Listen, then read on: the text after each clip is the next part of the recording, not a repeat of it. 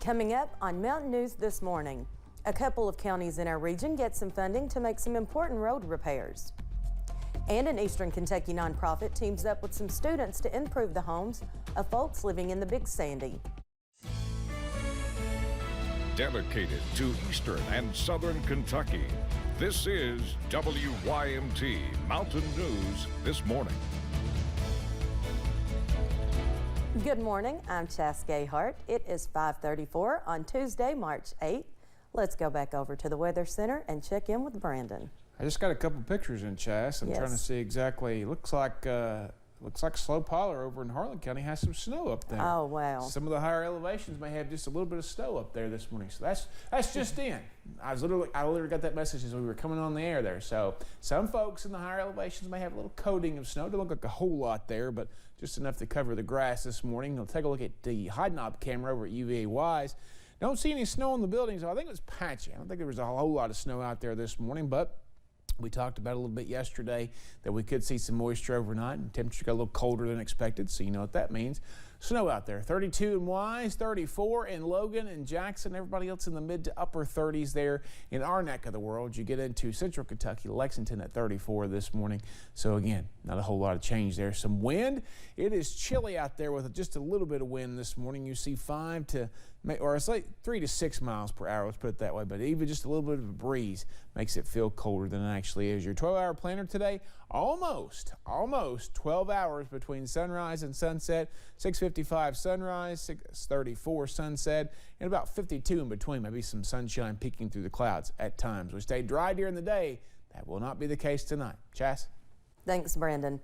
Well, Shaping Our Appalachian Region, or SOAR, is typically an annual summit where stakeholders from across the region share stories of success and optimism in the mountains. But for the first time ever, organizers put together a mini summit, and it kicked off yesterday in Ashland. WYMT's Zach Hawk was there and has a recap of how this new focused summit is inspiring Eastern Kentuckians. The only thing mini about the SOAR Summit in Ashland is the scope of what is talked about. It's all about getting around to our territory more, making sure everybody feels like they have a seat at the table, and having really focused, specific conversations around important topics like tourism and downtown revitalization. In Appalachia, tourism is a $60 billion a year business, but Eastern Kentucky misses out on most of that money. To bring some of that money to our communities, many ideas at the summit cater to tourism directors. How do we empower them to be better at their job, to get out and go find those people that have similar interests, that would like to visit their place, their community for the first time? And the tourism directors have a lot of resources to discover through SOAR. Came down here to see and gather information about all different kinds of grants and opportunities that we may be missing out on in Knott County. But the summit is also for the businesses that are able to market outdoor recreation that is so unique to the mountains. It's an entrepreneurship's dream for tourism, what it is. With the release of a first-of-its-kind magazine, Backroads is just one of many businesses creating unique ways to market tourism in small towns. We get to feature a monthly town and community in this to show government relations and also what's going on in one of our cool towns. At its heart, SOAR is about celebrating Appalachia. So naturally, night one ends with a concert and auction to raise funds to repair the marquee at the Paramount Arts Center.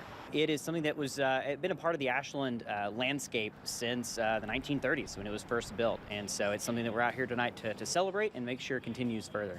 The summit concludes Tuesday with a series of breakout sessions really focusing in on specific plans. In Ashland, Zach Hawk, WYMT Mountain News. We will bring you coverage of Day 2 at the Mini SOAR Summit today, where regional leaders and business owners take a deep dive into how tourism and downtown revitalization work hand in hand. And nearly $300,000 in emergency funds were given to Breathitt and Perry counties by the Kentucky Transportation Cabinet. In Breathitt County, $200,000 will go towards helping repair 2 damaged bridges on Bowling Road. In that city of Hazard, $75,000 will help with repairing Gorman Ridge Road. We'll set a certain date for them to bring their bid package in and open the bids, and whoever got the lowest price will be granted the right to work on it. Hazard officials say construction on their project is already underway. Monday marked the beginning of National Vehicle Safety Recall Week. Kentucky Transportation Cabinet officials are partnering up with the National Safety Council to help encourage Kentuckians to check their recall status. A report says nearly 22% of cars on the road in Kentucky have unrepaired safety recalls.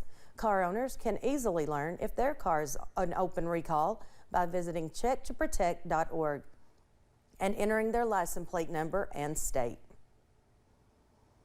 A second closing of a Kentucky River Bridge in Estill County is planned to begin Wednesday, March 16th.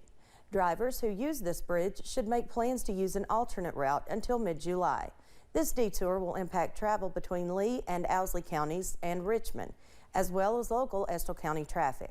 This closing is needed to continue a project to repair and repaint the Estill County Bridge, carrying Kentucky 52 and Kentucky 89 over the river and the CSX Transportation Railroad line. Christian Appalachian Project is working with students from out of the state on home improvement projects for families in the Big Sandy. One family in Prestonsburg has been a mission for the CAP crew since last year.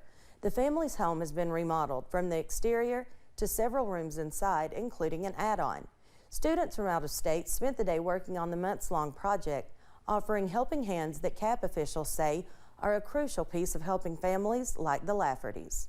A lot of projects we try to keep at a lower cost to where we can do them quicker, but this was a little more extensive, the home and the repairs it needed and stuff, so we was blessed to have an organization come and help support us.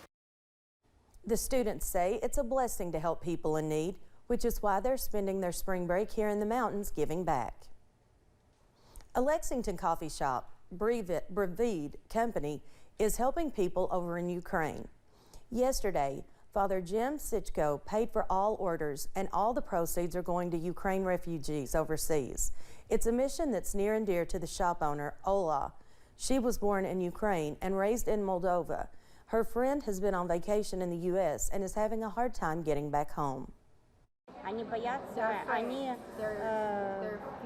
постоянно звучат сирена, воздушная тревога, им приходится бежать в подвал, в бомбоубежище. The sirens are constantly ringing.